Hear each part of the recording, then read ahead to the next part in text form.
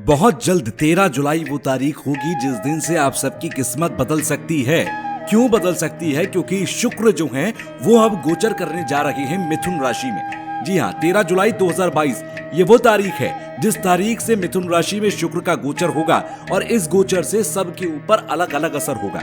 जी हाँ, वैदिक ज्योतिष के अनुसार शुक्र एक स्त्री कारक ग्रह है।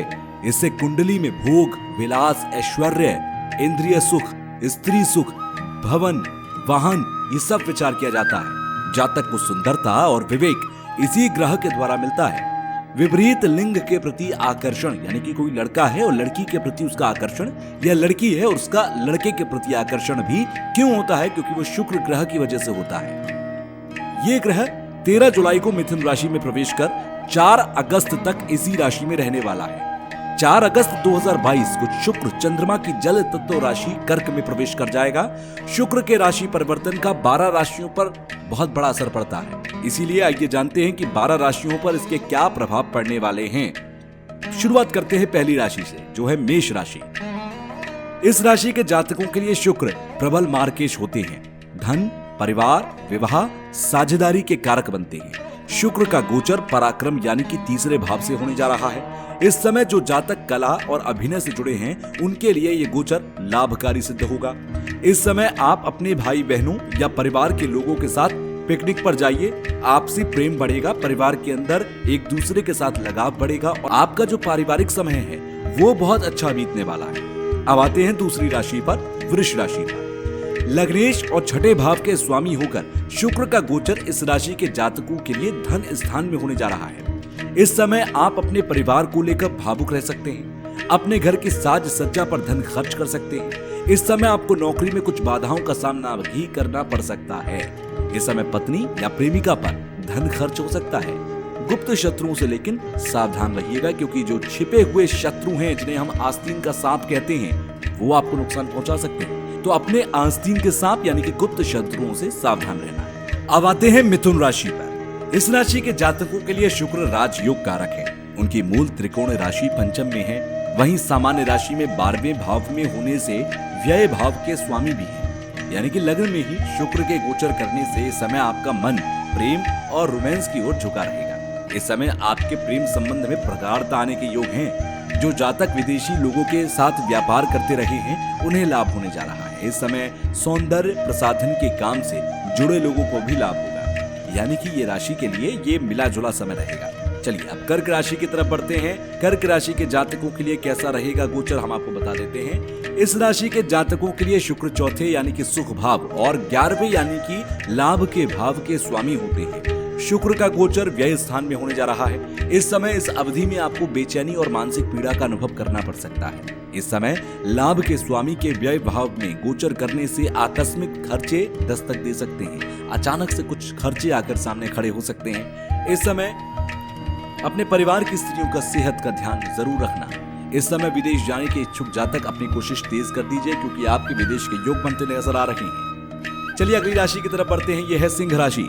इस राशि के जातकों के लिए शुक्र तीसरे और दशम भाव के स्वामी है। साहस और कर्म भाव के स्वामी शुक्र का गोचर इस समय लाभ स्थान में होने से आपके लिए इस अवधि में धन संचय करने के योग दिखाई दे रहे हैं। इस समय आपको अपने मित्रों का सहयोग मिलेगा और यात्राएं आपके लिए लाभदायक होंगी। कार्यस्थल पर भी आपके कार्य सहजता से पूर्ण होंगे और कला जगत से आप जुड़े हुए हैं तो आपको कोई सम्मान भी प्राप्त होने के योग बन रहे हैं। इस समय पूरी ऊर्जा के साथ अपने कार्यों को कीजिएगा, इससे आपका जीवन धन्य होगा, आप बेहतर महसूस करेंगे। चलिए अगली राशि की तरफ बढ़ते हैं। यह है कन्या राशि। इस राशि के जातकों के लिए शुक्र दूसरे और नवम भाव के स्वामी हैं। शुक्र का गोचर दशम भाव में होने से कन्या राशि के जातक कार्यस्थल पर अपने कार्य से लोगों को प्रभावित कर पाने में सक्षम होंगे। इस दौरान नवम के स्वामी के दशम में गोचर करने से आपकी आध्यात्मिक यात्रा के योग भी बनते नजर आ रही हैं। इस दौरान आप किसी ऐसे व्यक्ति के संपर्क में भी आ सकते हैं जो आगे चलकर आपका गुरु बने, यानी कि आप आने वाले समय में जो आपका गुरु बनेगा उसके संपर्क में आने जा रहे हैं, तो ध्यान रखिएगा इस बात का। अगली राशि है तुला राशि। इस राशि के जातकों के लिए शुक्र लग्नेश और 8वें भाव के स्वामी है। शुक्र तुला राशि के 9वें यानी कि धर्म और भाग्य के भाव में गोचर करेंगे। लग्नेश का भाग्य में गोचर जातक को सदैव अच्छे फल देता है। इस समय आपको अपने पिता का पूर्ण सहयोग मिलेगा।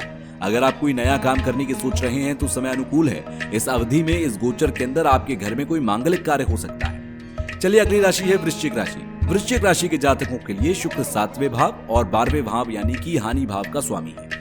शुक्र वृश्चिक राशि के 8वें भाव से गोचर करेगा, जो कि अचानक से आने वाली बाधा या घटना का भाव है। शुक्र के इस गोचर के दौरान आपके अपनी पत्नी और ससुराल वालों से थोड़ी कड़वाहट देखने को मिल सकती है। इस समय आपको पत्नी का भी ध्यान रखना होगा। आप इस समय वही यात्रा करें जो आपके लिए आवश्यक होगी। व्यर्थ के व्यय और खर्चों से इस गोचर काल में अपने आप को बचा कर रखिएगा।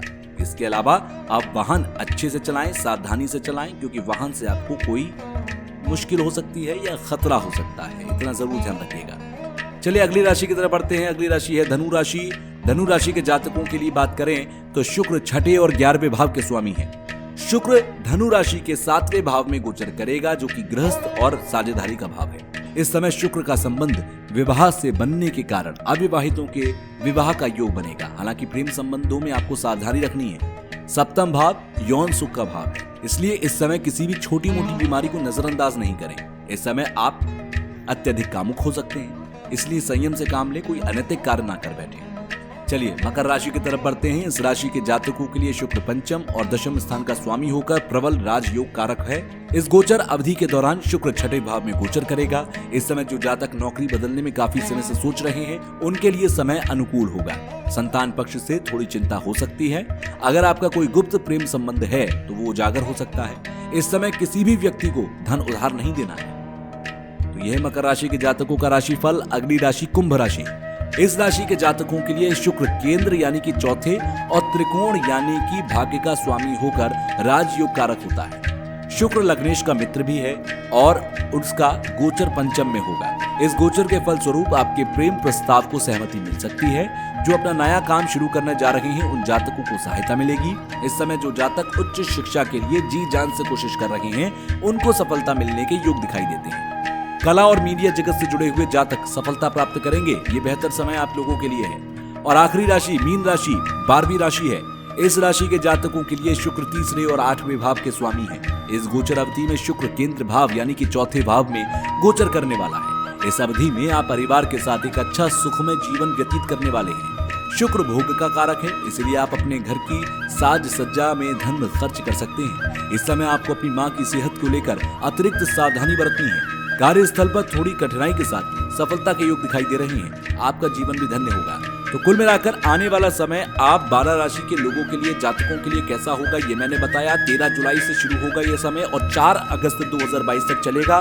शुक्र का ये गोचर आप सबके लिए बेहतर हो, आप सबके लिए अच्छा हो। आप सब में जिन जिन के लिए मैंने कहा कि सावधानी बरतने की जरूरत है, थोड़ी सावधानी बरतिएगा। बाकी ईश्वर में ध्यान रखिए, ईश्वर का ध्यान कीजिए, भगवान से प्रार्थना करते रहिए। सब कुछ आपके जीवन में अच्छा होगा।